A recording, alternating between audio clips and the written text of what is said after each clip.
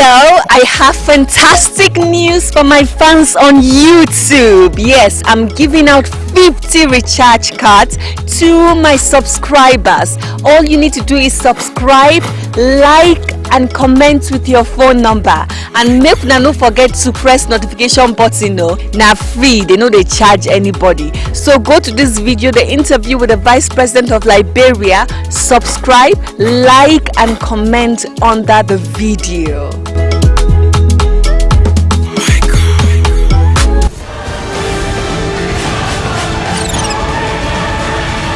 People.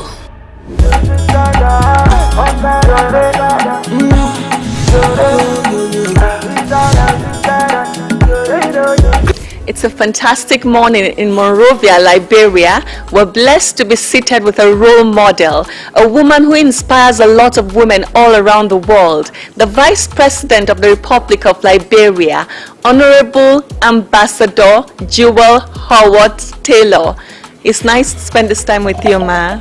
Thank you. Thank you for visiting our country during this important celebration of our nation's history. And it's an honor to have this occasion to spend with you. Thank you so much, ma. You inspire a lot of us women all around the world. How did you rise to this position politically? Well, it hasn't been easy. One of my friends who's a pastor always says people see the end result, the glory when you have arrived at an important place, and they don't see the journey. Of course, the journey is tough, especially for women. I've found myself in a purely male-dominated field of politics, and it's a field that is guarded jealously by the men. And so as you climb the ladder and you try to make your input, it's not as easy as it seems. And today I'm the first female vice president of my country, and it's been more than 20 years of working, of engagement with women leaders across our country, of providing support to young girls, inspiring them along the way. But when you get to a place like the National Legislature, I've had opportunities to be part of very significant laws. A few days ago, we were able to sign, finally, the domestic violence bill. And it took 5.5 years of talking, of cajoling, of trying to convince the men that women needed their rights. We're in a new paradigm where we are expected to have equality, but of course we don't. And so when you get to a level like this, it's still a hassle, it's still a struggle, it's still a fight for space, for voice, for influence. And they don't make it easy because they let you know that, you shouldn't be here in the first place, and you should be maybe doing something else. But I realized early on that politics and the legislature are entwined in such a way to provide benefits for our people. As the first branch of government, all the laws are made here. The budget is approved here. And so I know this is the place of maximum influence. How do you get benefits for the people you serve? How do you ensure that the promises you make during the campaign are fulfilled? And just jostling with the male factor here has been very difficult. But again, you don't give up. You have to keep walking and keep doing what you do, because I know many, many, many women and many young girls aspire to be whatever they want, and when they see a woman walking in spite of the stones that are being thrown, and they see her walking in spite of the insults, they see her walking with her head high in spite of the challenges she faces, it inspires others. Because again, we must not be deterred. We must have many more women at that level, so that one day our hopes and aspirations as women will actually be on the front center of the discussions of our country. We have not yet gotten there. Okay, so what challenges have you faced as a woman politically?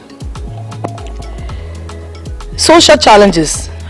Again, this is a male-dominated field, and so you will get a lot of insults. Everything you do is under the microscope, and you dare not make a mistake or slip. Then it is expanded 1,000 times, and the men might make some of the same mistakes and no one bothers. But once it's a woman, Every little thing makes a difference. So you're always under immense pressure. You know, you have to think about something 20 times before you do it. What would it look like? What will people say? How does it impact your constituency? Is it good for your country? So the second thing is that pressure. You're always under pressure. The third thing is that you have to work 10 times as hard as the male factors, because people expect more from you. And so you're up early. You have to be in your office till late. If you want something done, you have to lobby on and off the floor. You have to make friends. And the men will, bring that issue and throw it on the floor, and the men will say, okay, this man wants it, let's support it. Once a woman brings an issue up, then it becomes, oh, why does she want it? Why is it important? So you have to work hard. And in doing that, some things really fall off the table, especially family and children, which is the saddest part of the job that we do. Another challenge is, how do we continue the fight for women's liberation, for women's empowerment, for women's equality? We now have many laws that speak to the fact that we should be equal. In fact, our constitution calls for equal representation. But the truth is that there is not equal representation in any sphere. In fact, since Madam Ellen Sirleaf left as president, we've lost women in many places.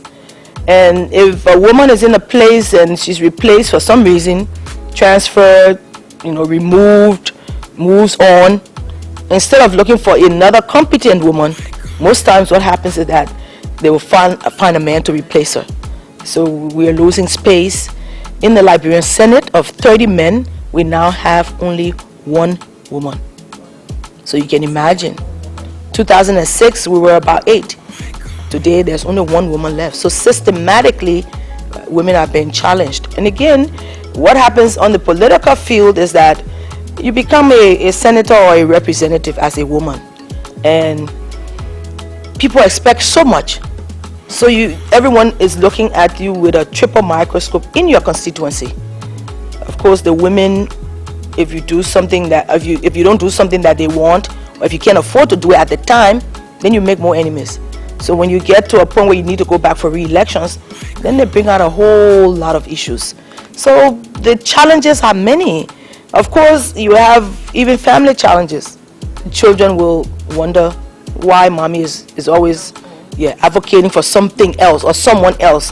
Where is she when we have graduations and babies are born and we have family celebrations? Or where is she when I just need a shoulder to cry on? So that pressure too from the family can be very, very, very serious. So I think those are some of the few challenges that I can name right off the top of the bat. Rachel the Piper.